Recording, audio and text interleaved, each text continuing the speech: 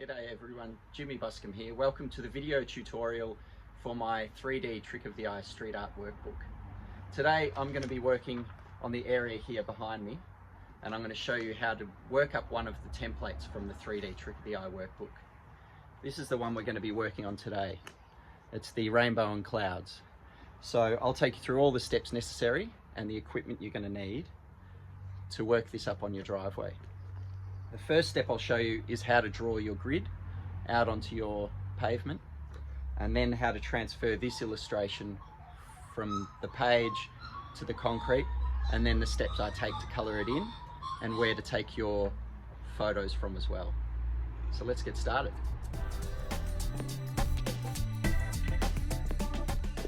The first thing I need to show you is all the equipment and materials you're going to need to construct your drawing. First of all, we've obviously got some chalk. I use the Crayola SIDEWALK chalk because it's quite bright in colours, and this large box has 64 different colours and they're really quite vibrant.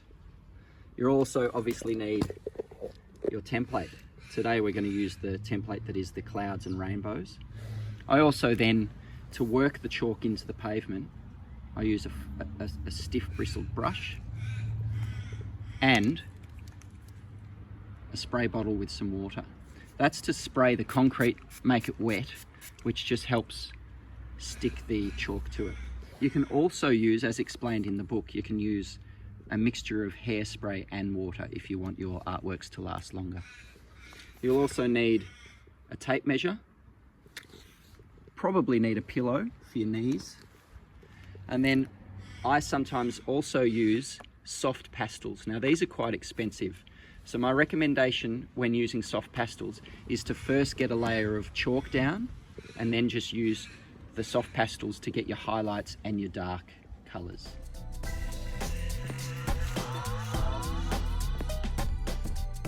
Step one in the instructions is making sure that you have enough room on your driveway for the artwork you're working on. If we look here, we've got 1.5 metres wide by 2.75 metres long. That's just for the artwork. And then we need an extra 1.5 metres on this side of the artwork, which is where we'll be taking our photos from when the artwork's finished. So just make sure you've got enough room on your pavement for that, and then we can get started with the viewpoint.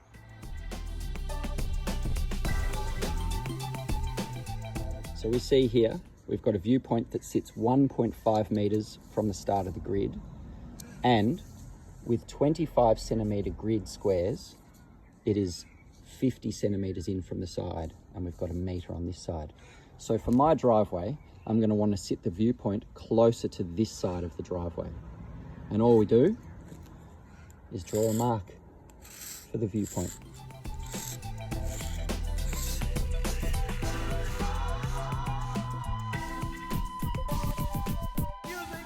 The next step is to start marking in the grid. So we've got our viewpoint here. I'll measure 1.5 metres and then put a mark for the start of the grid. When marking out the grid, I always use a colour of chalk that's very similar to the area I'm working on. So I've got a dark grey to match the bitumen. That way when the artwork's finished, the grid won't really be seen. So if we look down here, we've got the 1.5 metre mark, and I've put a mark there. So that on the artwork is that point there. So we have 25 centimetre grid squares. So we need to measure 50 centimetres this way and 1 metre this way, and then mark in that line.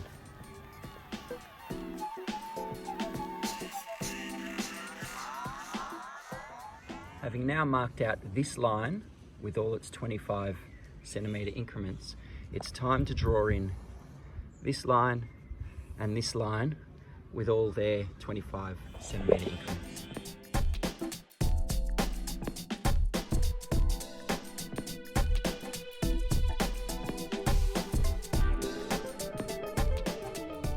I've now drawn in this line and this line with all the measurements all the way along.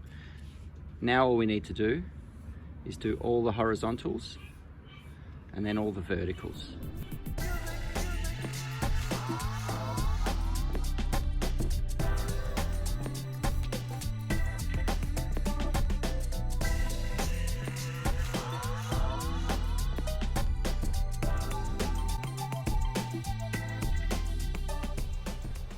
With the grid now complete, it's time to transfer this artwork on that grid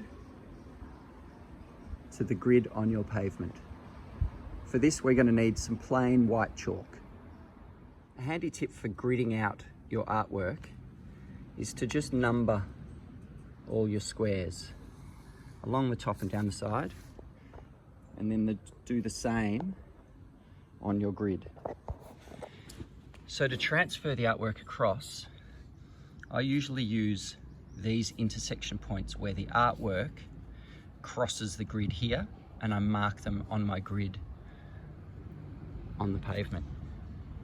So we'll notice I'm going to start at this point here. So we are between 2 and 3,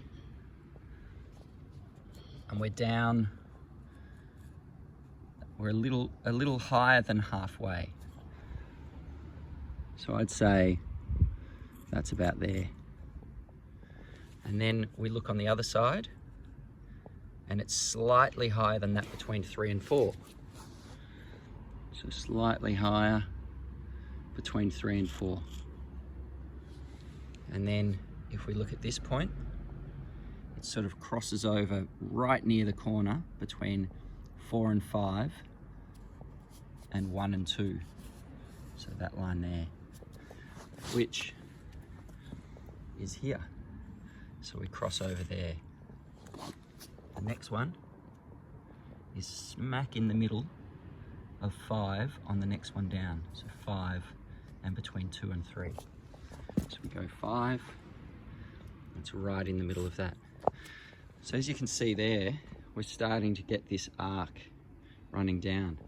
So I'm going to follow that all the way down and do the same thing for down this side, and then I'll fill in that line, and then I'm going to go to the inside one and mark that one in and fill in that line, and then I'm going to do all the lines in between. I'll use my time lapse to show you how I go about it.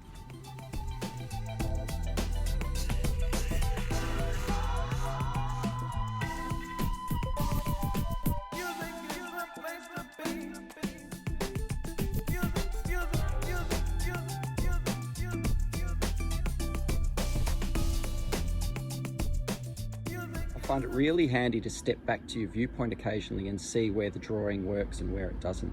So you can see a few of my lines are a little bit wonky, so I'm just going to go in and adjust them. So for this, I'm going to use my stiff bristled brush and rub out the lines that aren't working and just edit them a little bit.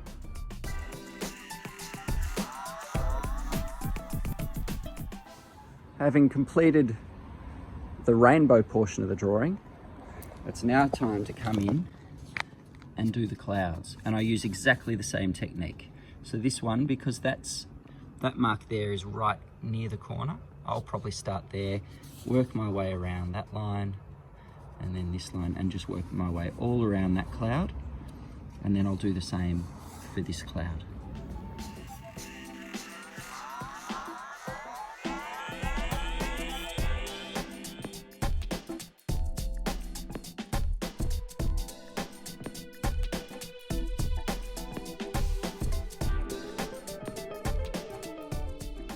So now the chalk outline is complete, it's time to get into the colouring. For that, obviously because it's a rainbow, we need rainbow coloured chalk. So I've got red, orange, yellow, green, blue, purple and violet. I also want my spray bottle and my brush. So you wet the surface you want to work on. Get the chalk in there.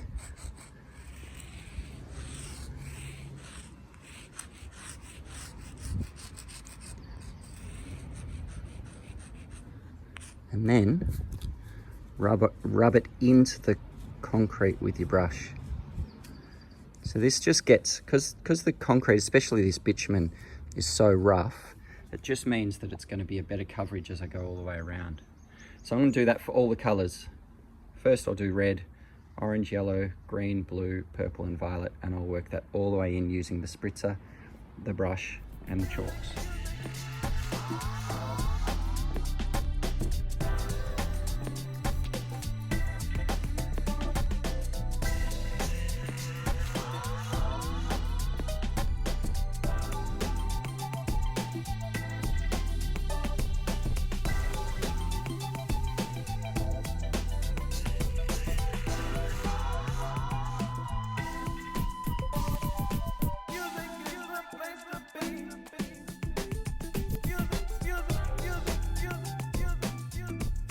You can see here the rainbow is certainly starting to take shape. What I want to do now though is get some really strong red into this outer one, and then some strong oranges and some of the darker colours where it's close to the clouds. For that I'm going to use my soft pastels. Now the benefit of using those as a last step is that you don't end up using much soft pastel, and the soft pastels are a lot more expensive than the chalk, so it's a little more economical to do it that way. So to do this, same technique, I'll spray it with my spritzer, and then I'm just going to work in the pastel. I'm not going to do it all the way around. This will just be for the first, I don't know, 15% of each colour. So I'll start it with the red, and then I'm going to work into the orange and all the other colours.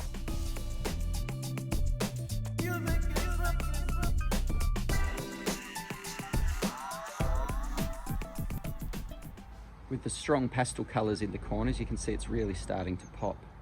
I think what I'm going to do now is add some dark grey through the middle, and what that will do is it will make the rainbow look transparent, and that you'll be able to see the driveway through it. So I'll pop one of my dark grey pastels in, just through all the colours, just through the middle section there, and maybe some white highlights as well.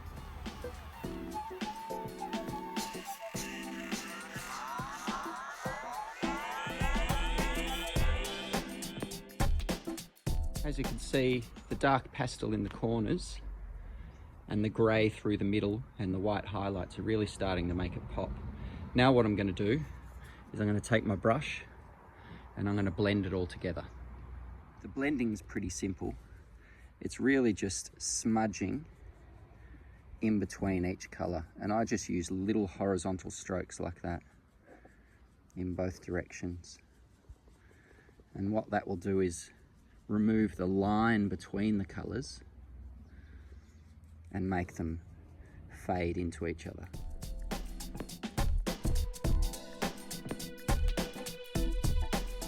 Now that those colours are all blended together, the next step that I like to blend is just feathering the edge of the rainbow, because rainbows are never a clean line, they're much fuzzier than that. And it's the same technique.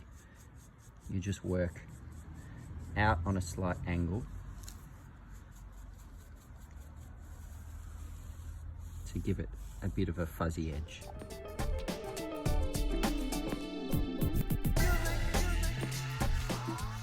You can see now the rainbow's really starting to pop. Next stage is obviously colouring in the clouds. For the clouds, I'm going to use mainly white and then little bits of dark on the bottom of the clouds and in these crevices.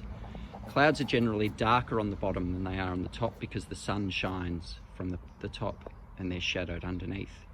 So I'm going to try and replicate that with the chalk.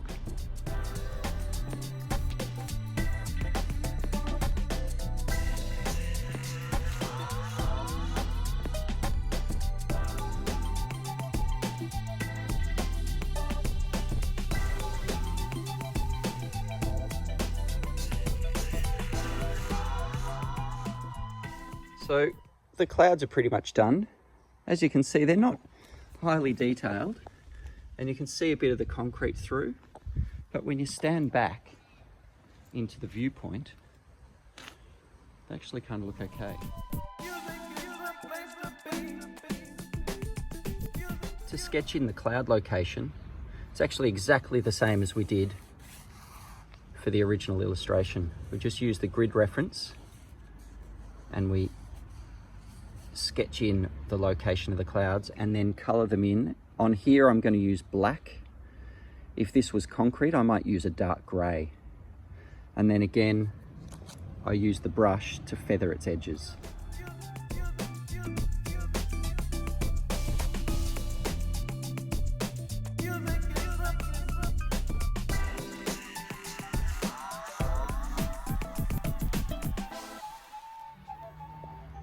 Okay, so it's all coloured in. This is a view from the top, so you've got all this dark grey pastel through here, which all that's doing is helping it look transparent through that section.